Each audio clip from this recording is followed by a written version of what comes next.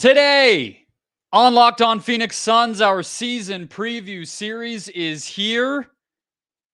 And we're going big picture. We're laying out the stakes for the 2024-2025 season. Is it title or bust? Or is there some gray area in the middle? We'll discuss next.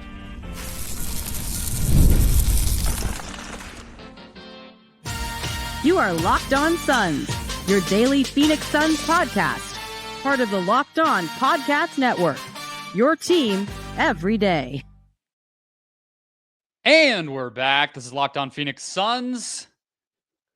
I'm Brendon, Kleen, a staff writer at Awful Announcing. Ben is baring his teeth. I'm also a credentialed Suns media member. Thank you for making Locked On Suns your first listen here on this Monday. Don't forget to follow us. We are free and available on all platforms, including YouTube. So click that follow or subscribe button to become an everydayer and get locked on to the Phoenix Suns each and every day. Today's episode, guys, is brought to you by the FanDuel Sportsbook. Now through September 22nd, all FanDuel customers can bet $5 and get a 3-week free trial of NFL Sunday Ticket from YouTube and YouTube TV. Visit FanDuel.com to get started. Joining me, as always, the executive producer of The Drive on Fox Sports 910 from the lovely West Valley. How are we feeling on this Monday, Ben Garcia? I'm so good. The Diamondbacks are on their way to the playoffs. The Cardinals just got a win, and we are starting some real Suns season preview. I couldn't be more jacked up. Arizona sports, man, with the Suns leading the way, just all the way up. The vibes are back. You're this close to jinxing it, so let's. It is one of those Sundays though where it feels funny to do a Suns podcast, right? There's a few of those throughout the season where it's like everybody just wants to talk about the Cardinals, but hey, we are back to daily. We have some season preview coverage to get to, and we're going to bring something back from, I believe, the 2021 season preview that I did, which was questions that will define the Phoenix Suns season. Questions we're going to ask and answer to preview this season. We're going to do 13 of them at least in a little bit of an homage to the wonderful Steve Nash. We'll see if we can get a few more in there and wrap up with some predictions. That'll lead us right into preseason coverage, and it'll be a blast. So, again, hit follow, subscribe if you haven't already. Answer all these questions right alongside of us in the comments on social media, wherever you want to participate. But let's go, Ben. So question number one, is it title or bust for the Phoenix Suns this season? And I think Suns fans are probably a little in some kind of middle ground right now. I think people are afraid to have high expectations. I don't know if anyone's down on the Suns, but I don't know if anyone's ready to sit there and preach that they're going to come do something great. So what are you feeling? Yeah, so let me ask you, is this title or bust for the Phoenix Suns, Kevin Durant, Devin Booker, Bradley Beal, Mike Budenholzer, or is this title or bust for the Suns fans? Because those are two different answers. Yeah. I think they're probably a little bit of the same, right? I mean, no way. Okay. Dude, let me start you off with this. You always go to me. Mm-hmm. Have the Suns earned the right to be title or bust? Have they? I think that if it depends on the frame of time that you're looking at, right? Because I have right here, this is not anybody needs this reminding, but I just put it together. 6-game loss to Giannis and the Bucks in 2021. 7-game loss to Luka and the Mavs in the second round in 2022. 6-game loss to Jokic and the Nuggets, second round 2023. Last year, this 6 months ago, whatever, lost to Minnesota, sweep, first round, right? So this is the first year. The reason I put it that way, obviously that starts with the finals, which is like, I think any team, any fan base losing in the finals, like you're going to give your team the benefit of the doubt. You don't even call it the benefit of the doubt. It's a great season. But things are going in the wrong direction, right? And they didn't even lose this year. You couldn't even look at it and say they didn't have the best player in the series. In the series, Anthony Edwards probably was the best player. But going into it, coming out of it, even right now, you probably wouldn't for sure say that, unlike Giannis, Luka, Jokic, which you could have.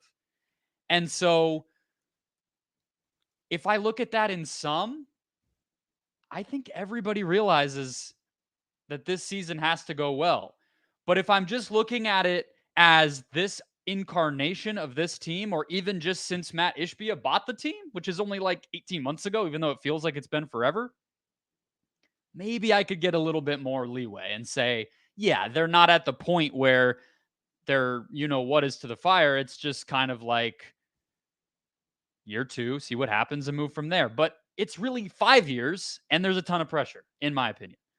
Yeah. So it's kind of a double-edged sword, this question, because the Phoenix Suns, if they are ever going to win a championship, it's going to be this year. With this core, it's going to be this year. I don't think anyone thinks another year of Bradley Beal with more wear and tear on his body. Kevin Durant, we think he's going to age gracefully, but we've seen players take a nosedive immediately. Devin Booker is going to be fine no matter what. Tyus Jones is here right now, but will he be next year? The Suns don't have his bird rights. That's not what happens with the minimum players, at least the first time around. Yeah. And Coach Budenholzer, I mean, I'm not going to put too much on him, but if they're ever going to win a title, yes. If that's the way you're looking at it, title or bust. But overall, no.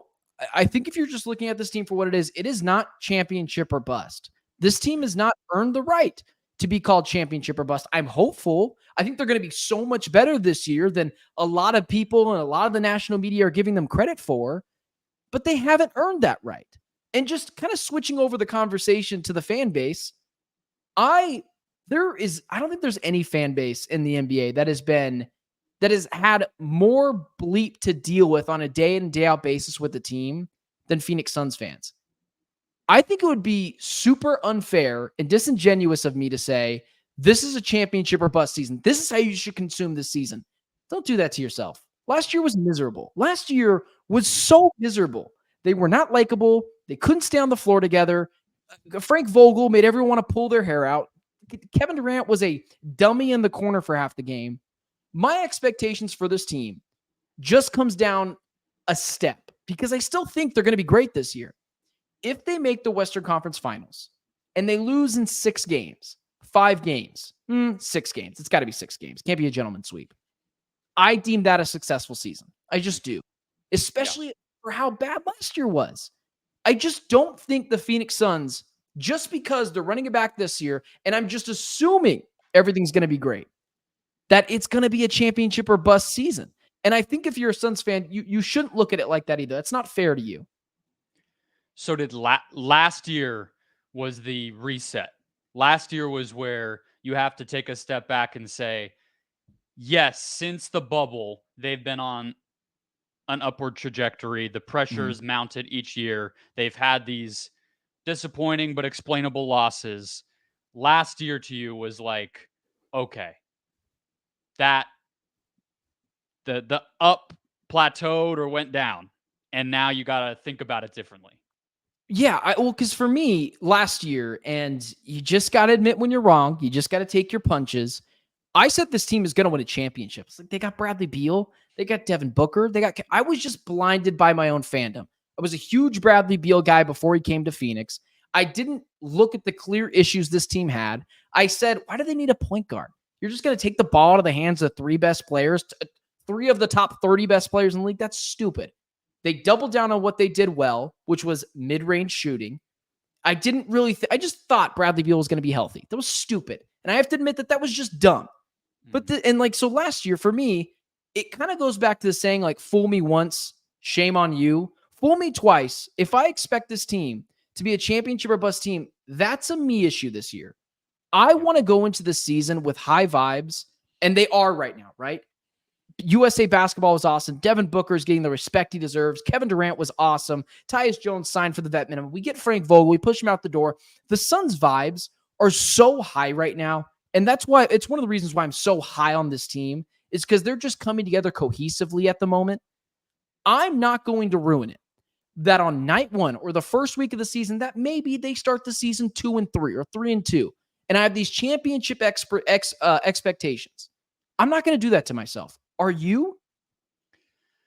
I don't really swing that. Like, it just doesn't hit me like that. So I don't have any problem going into a season. You haven't been hurt enough. I've been hurt just as much as everybody else, but I guess I just feel like I'm able to separate. I think expectations are useful to like evaluate the team over the course of the season, right? If you're so high and they fall short of it, then like you're saying, it's a little bit like, was I just wrong or did they underperform? I think they underperformed no matter what your metric was last year, but they probably we're never going to be a championship team. So that's fair. But I don't think of expectations as like, I'm personally going to be so up in arms if they don't come to pass. Here's why I think it's title or bust, though. Okay. Every year that you have Devin Booker and Kevin Durant on your team, with anything approaching reasonable health, reasonable depth, and a coach and GM who know anything about basketball, that is a title or bust season. It's the same with the Lakers. Realistic or not realistic, those fans look at LeBron James and Anthony Davis and say, we should be competing for a championship. You know, the Sixers, even the Knicks. There's so many fan bases who have been equally or more snake bitten than this one, who are going into a season because they have Joel Embiid, because they have Jalen Brunson, because they have multiple stars, looking at it as we should be in the mix to win the championship. And anything short of that is pretty close to a failure and really needs to lead to some significant change. Like this year, the Suns even fired their coach after one season. Even that's kind of reminiscent of what we're talking about here. So that's why I think that within the locker room, within the front office, it is going to be looked at that way. Now, there probably has to be some wiggle room, and there's some other factors of what the season could look like that I think affect that, even as we go through it. So let's get to those next. Talk about what the season, how it could be different than last year to feel better, maybe, and still come up short of a championship. What does or bust even mean here? There's a lot more questions, I think, under the surface. We'll get to those next. First, today's show is brought to you by the FanDuel Sportsbook. You've heard us talk a lot about FanDuel, America's #1 sportsbook, but we have something a little different for you right now. Now through September 22nd, all FanDuel customers can bet $5 and get a 3-week free trial of NFL Sunday Ticket from YouTube and YouTube TV. Then with the YouTube TV base plan, you'll be able to watch every regular season Sunday afternoon out-of-market game. All you need is a Google account and a current form of payment, and you can cancel anytime. I feel like it's a little bit of East Coast bias calling those afternoon games. I mean, come on. We wake up and first thing in the morning, we're watching football out here. Ben, how do you feel about plus 1,300 for the D-backs to win the NL? Plus 1,300 for the Dimebacks to win the NL. I mean, I think that's pretty good odds. I'd have to look at everyone else. The team They're right like now, 5th or 6th. I mean, again, we're talking about you put a little money down, you get some NFL Sunday Ticket, and then it's just a cherry on top if they end up going to the World Series. I mean, just a game up though in the wild card. Just a game up right now. I'm not thinking maybe the odds NL are fair, pennant. But maybe I just want the extra little, cash prize if they actually get there, which you'll already enjoy if you're a local Valley sports fan. All right, FanDuel.com. Download America's #1 sportsbook. Cash in on that YouTube TV offer. All right, let's keep it rolling here. So, Ben, talking about expectations versus reality, title or bust, the stakes of the season. And again, going through the past 4 years, this track that the Suns have been on, I don't think it's a coincidence, and this sounds very obvious, that the Suns' best postseasons came with home court. We know how hype Footprint Center can get and how much this fan base responds when great teams come through downtown Phoenix. The regular season record and seeding here, I think on the way toward a title or bust mentality, has to matter. If it's a great regular season and something happens when you get to April and May, that's very different than 49 wins like last year, barely fighting to even make the real playoffs and stay out of the play-in. I kind of feel like even if you look at last year and it was a 7-game loss to Minnesota, even if not a sweep, we still would have been very underwhelmed because of how bad the regular season looked. And so I think that will be a big deal this year too.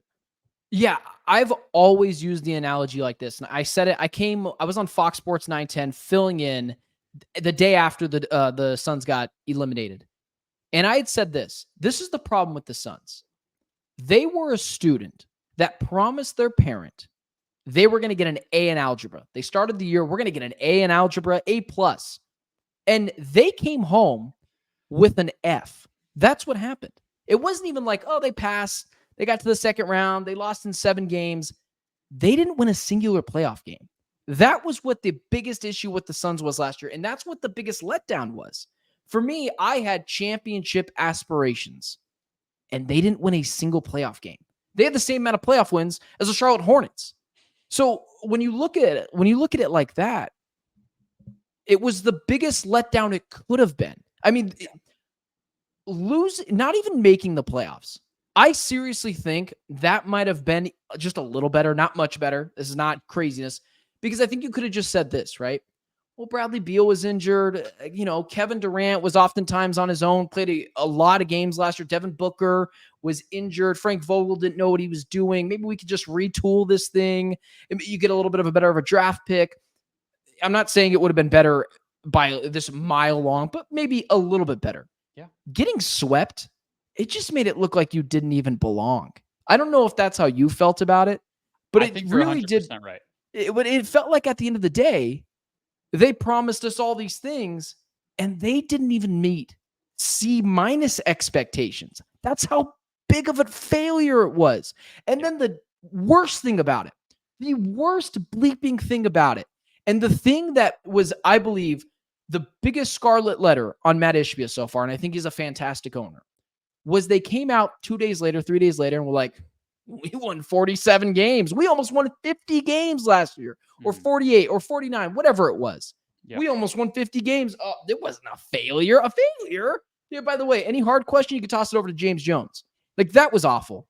Seriously, that was awful. I think Ishbia probably learned a lot from that press conference. I thought it was a really big mistake, and it got laughed at around the league when he said 27 franchises would want to be in our position and stuff. My goodness. No, they didn't have a clear message. They had no idea what they were going to do with Frank Vogel or anything else, and they wanted to kind of put out the fire, but I think that they misread the room, that fans' expectations were very high, and I think, to drive home what we're both saying, the Pelicans, for instance, right? They lose in the play-in. Zion had an amazing game, and they just came up short, and they didn't really have to get a feel for that. They did lose in the first round, but their season was basically over in that play-in. Zion was injured too. He got injured. Exactly. And that's why it ended.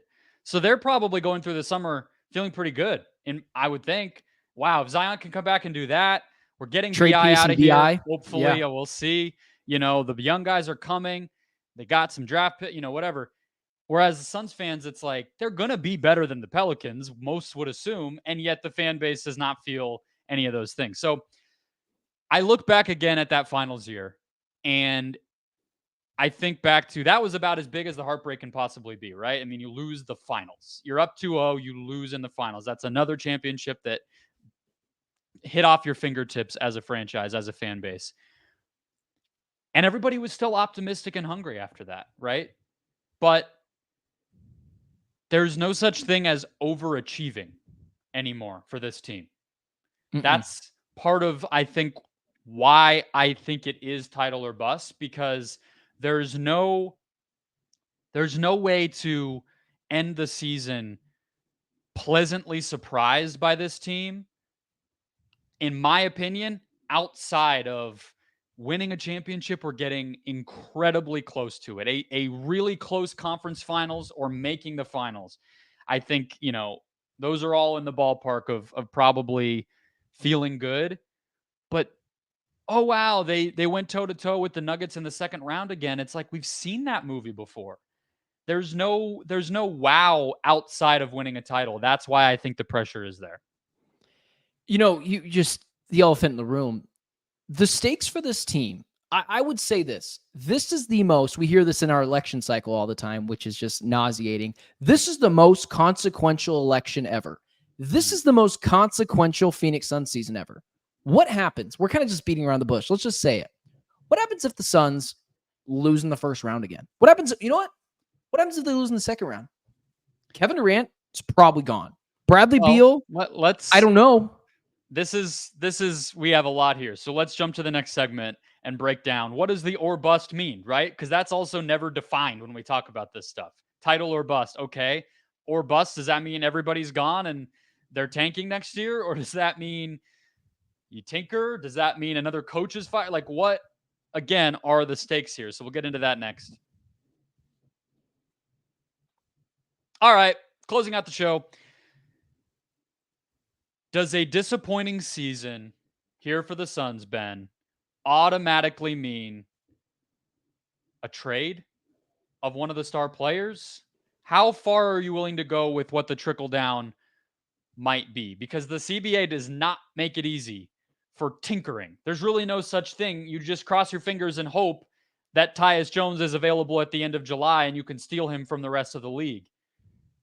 What happens if they don't meet these expectations we've laid out? Well, you just mentioned that as well. You hope Tyus Jones is available at the end of July. Tyus Jones came here for a chance to win a championship. 2 years ago, I can't even remember all the guys. Chimezie Metu, Keita Bates-Diop, whoever it was, Eric Gordon. My goodness, that's a guy that fooled me 15 different ways from Sunday. I mean, I thought he was going to be awesome here. He was not. In fact, he was a liability at times. But either way, off the Eric Gordon thing, you won't even have guys. It will be scrap heap guys who are coming here maybe for a prove-it deal, but still, if it's between the San Antonio Spurs on a prove-it deal and the Phoenix Suns on a prove-it deal, and with the way if the Suns season ends horrifically, teams are going to start choosing, or players are going to start choosing teams like the San Antonio Spurs. And so, yeah, if it's a Western Conference Finals appearance, you can't demand anyone be traded. I understand you want a championship, but you don't always get what you want. And sometimes you can lose off of something so insane. The Western Conference Finals thing is my belief that I believe the Suns need to do for it to be a successful season, but it also matters how they lose. So I have to TBD that. If they lose this year in the first or second round, I don't care how it's done. I am going to actively advocate for Kevin Durant to be traded because I'm just assuming he had a good year if they made it to the second round. I'm just going to assume he's healthy, and I'm going to beat the table of this is the last year you will get anything for Kevin Durant. Do it now. Bradley Beal, I don't know where Suns fans get this from. Bradley Beal's not being traded unless he has a stellar season and stays healthy the entire time. I hate to break it to everyone. Bradley Beal's the second worst contract in the NBA behind Zach LaVine. I mean, that's what he is. And so not only are you not getting guys off the scrap heap, but you are definitely trading Kevin Durant. I'm just off the boat of trading Devin Booker. I'm just off it. We are going to go through those waters, though. There's going to be a lot of rumors. So yes, without a doubt in my mind, if they don't succeed, at least to what I want them to, the big three, air quotes, will be no more. Yeah, we don't know if KD will sign this extension that he's eligible for before opening night. But if he doesn't, let's just say, then you're talking about after this year, he's an expiring contract. Don't you think it's weird that he hasn't got that deal yet? I don't, just because he's been out in the wilderness like everybody. This time of year, you just saw Tyus Jones tweet like some sun emojis and stuff, which signals he's here. He has gotten to the Valley. Yeah. Everybody's starting to come into town right about now. So I would Devin Booker are coming in holding hands to the facility after their hear, Flagstaff vacation. Yes, you got to hear something in the next couple of weeks while we're doing this season preview series about this extension for me to buy that it will happen. If we get to like opening night of the preseason, or frankly, even media day, which when it will certainly come up, I'll be a little worried, but we got 15 days to go. I just am saying that, that's a factor. But also, Ben, if we're imagining a world where they lose in the first round, lose in the second round, get walloped in the conference finals even, and it's not close, if it doesn't end feeling good in some way, shape, or form, it might not even be up to the Suns. We don't know if all these players are going to want to be here. You know what I mean? And like that would be understandable. And I'm not even just talking about the big three, but if it's bad again, guys are going to be unhappy. Guys are going to be disappointed. Like you mentioned, you come and you buy into something, and if it fails again, you start to question it. I'm not saying everybody gets trade demands welcomed, because if you're a role player, you just kind of have to deal with whatever however the world turns for you. But that's the other part of kind of where the pressure and the stakes come from, in my opinion, is the locker room. These guys got to want to be here and want to buy in. And starting at the top, that could change if it's another ugly season. Yeah, let me just ask you this. Yeah, I'm going to put you right on the spot because I've already championed. If they flame out, you're just going to have to trade Kevin Durant because you got to start rebuilding this team and not just rolling the same thing out over and over again. Because I think we're both of the belief this team's probably not winning a championship next year. It's now or never, in my opinion. Would you trade Kevin Durant if they flame out in the first or second round? Would you be beating your chest? This has to happen like I will be doing. It's really tough. I think that for the same reasons that we can look at it and say that on the Suns side, they would need to explore something like that. If he's not extended, another team is also acquiring Kevin Durant with the potential, and they could extend him right when they get him too, but that's an unknown. They would be acquiring KD also as an expiring contract. So his value and his future it can't be overlooked right now in all the different ways of what this Sun season and what the Suns' future could look like for their sake, for a trade, for his happiness, for the rest of the team's trust in, like, all it matters. That's why these inflection points are so important. I wouldn't say they have to. I'm a little bit less convinced that there's absolutely no way to ever get off of Bradley Beal. I think that you would just be taking a massive hit. You would just be getting nothing back, and even then, I think it would be hard. But yeah, they can't just look themselves in the face and say, "Let's try again." So it's hard. There's no easy answer. Okay, let's talk about something that's really touchy. Just really touch every Suns fan. Okay.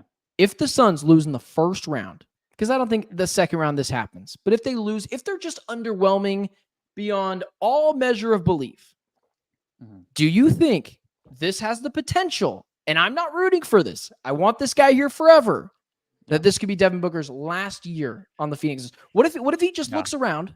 He looks around, and it's him. The Suns are not willingly going to trade their golden goose, and they should not. But what if Devin Booker looks around, and I don't care what Devin Booker says. Everyone says they want to stay with their team forever. Not many players actually do it. For every Steph Curry and Kobe Bryant and Dirk Nowitzki is a lot of LeBron Jameses and Kevin Durant's. What if Devin Booker looks around the team and says, we just lost in the first round again. Bradley Beal didn't stay healthy again. Tyus Jones didn't work out. We are crippled in a cap restraint. Mat Ishbia, I want a deal. I want to be out of here. I'll help you guys out. I won't demand myself out. I want you guys to get a handsome back. Do you think there's a scenario that could happen? Even just 5%? There is a possibility that Book could be the one to initiate something like that. I think that there is a 0% chance that the Suns would. And even beyond the pride of it or the franchise centerpiece and the, emotionality of all of it, it's also just they don't have their own picks. So unless they are getting as good of an offer for Booker as they gave up for Durant, they're setting themselves back by not having talent on the team, because them being bad doesn't help them. It helps the Rockets and the Nets right now. Those are the only teams that have the Suns picks going forward for several years. So yeah, there's a chance. There's a chance that it bottoms out, but they would have to be at a point where they see that as their only option, and I think that it probably would be, it would have to get pretty ugly, I think, before they would actually do it. But here's one thing that I don't think is crazy. Well, let's say I don't think Mike Budenholzer's getting fired. You don't get a coach of that caliber and pay him $10+ million, which, by the way, is like double what they gave Vogel. So that in and of itself should tell you how much Bud means, to set it separate from whatever pretty quotes they give and little moments he is captured on video being a fun, loving dude and all that. It's like, no, they're paying him the big bucks. He's going to stick around. James Jones, I mean, I think you could argue he should have been gone already. There's people who could make that case, and at times I could have bought it, right? But if it flames out again and the Tyus Jones acquisition doesn't work, and hey, let's go the veteran route for depth doesn't work out, and everything else, I think they look somewhere else. And who knows what that even fixes, right? But like he will be the scapegoat, like you said. You know, whenever you say what are the stakes in Phoenix this year, both of us, and kind of shame on us, we kind of immediately go to the bad. What are the stakes? Let's say the Suns win the championship this year. Where is Devin Booker elevated? Where is Kevin Durant elevated? Is he firmly a top 8 guy? I mean, just quickly in the last couple of minutes. Yeah. Is Mike Budenholzer automatically a Hall of Fame head coach? 2 championships, 2 different teams. Not many people do that. And he resurrected the Atlanta Hawks. Kevin Durant, is he a top 5 player of all time? How many people have hopped from team to team and won a championship and put to bed all Kawhi, basically? Only Kawhi. Well, and LeBron James, the greatest basketball player ever. Yeah, sure. And then Devin Booker, what does it do for him? Every demon is done. Now he's just living the rest of his career as a guy who won a champion, almost like the Kawhi factor. How many guys get drafted where they're at and promised to bring home a championship? And not only that, brought home a championship to a organization that's never won one and a state who hasn't won one since 2001. Where's that put him? I mean, whoever finally does it here, they're made men forever. I mean, I don't Forever. even like NBA legacy, NBA history, like the KD side of it, I guess is a different kind of a conversation because the sentimentality that we're going to feel probably isn't going to factor into like random dudes in other cities debating all this stuff, right? Like, but for here, for us, for this fan base, for this community, they're all legends. Like Monte Morris will be a god. Like, you know what I mean? It's just the whole team will be absolutely enshrined. But yeah, Bud, KD, Book doing it, and the debates that we've been having forever with him versus Tatum and him versus all this stuff, and to be the guy to do that, and you know, the smaller player guard, best player conversation that you've brought up before, all that stuff just gets put absolutely to bed and you can never argue it again. So never. Like it does. Like when we talk about it, I get so excited about it because we know it's almost like the Kyler Murray thing. You got the Cardinal shirt on today. Today we feel vindicated, at least me, because I've been telling everyone how great Kyler Murray is forever, and he terrorizes a playoff team, and that just makes me feel vindicated. Imagine the vindication you will feel. Devin Booker, our guy, where everyone has largely told us as an organization, as a fan of any one of these Arizona teams, shut up, no one really cares about you. Mm-hmm. Our guy wins a championship, puts Phoenix on the map, and now you're talking about the Phoenix Suns as really one of the better organizations in the NBA. They just don't have a championship. They've gotten really unlucky a lot of times. They have won a lot of games. If Devin Booker does that, he's in legendary air. He's in the Dwayne Wade air. Seriously. I mean, he'd be in the same conversations of what Dwayne Wade did, and he would firmly be a top 5 player in the NBA. There'd be zero discussion about it. Seriously, man. And the Kevin Durant thing, I don't just want to skim past that, because Kevin Durant is kind of going down the Aaron Rodgers route right now, where everyone kind of looks at Aaron Rodgers as kind of aloof and kind of insane at times. And we kind of see that with Kevin Durant. He's still our guy, but he's arguing with people on Twitter. He's, there's just some things that kind of drive you insane about Kevin Durant, whether you love him or you hate him. Minus the politics, right? Exactly. But the Kevin Durant thing, if he wins another championship, that all goes to bed. You're not talking about any of the nonsense that Kevin Durant does do sometimes. Well, and you're just talking about him, the basketball player. I think you are. Yeah, and you talk about nonsense, and there are people who will never fully give him the credit for those 2 titles, right? Never. So this one, it would be impossible to argue. There's no Steph Curry on this team. There's not even a Draymond Green on this team. There's not a Klay Thompson on this team. There's a Devin Booker, who, yes, we all love him. He's not Steph Curry. There's a Yusuf Nurkic and a Grayson Allen. Like that's not the Dynasty Warriors. There's no Andre Iguodala coming off the bench. It's Royce O'Neal. Yeah, right. Exactly. So it's like, come on, he would absolutely get that. And I know he hates that conversation. I kind of hate that conversation. His fans hate that conversation, but that is the truth of how he's discussed and dissected and looked at. So doing it here on a team that is fully his and a team that would really have to overcome and win some boss battles to do it, Ben, like it would be very, very meaningful. I set the conversation up earlier of like, this is the most consequential Suns season ever. Mm-hmm. And it's not only just on the bad end. Really, this Suns season can range from, oh my bleeping God, this is one of the greatest seasons ever in Arizona sports history, if not the greatest, to, oh my God, we're going to blow it up. Like, that's the stakes. That's the stakes. There's nowhere in the middle.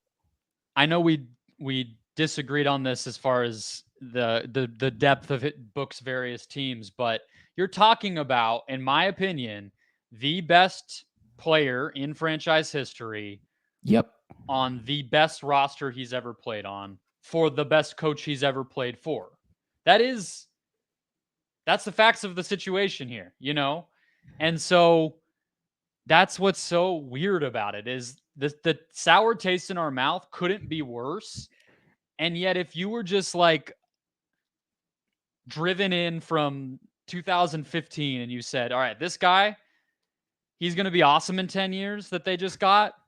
And they're going to have Kevin Durant and Bradley Beal and vets all around them, and Mike Budenholzer, who you probably don't even care about right now because he just started coaching the Hawks. He's going to be there.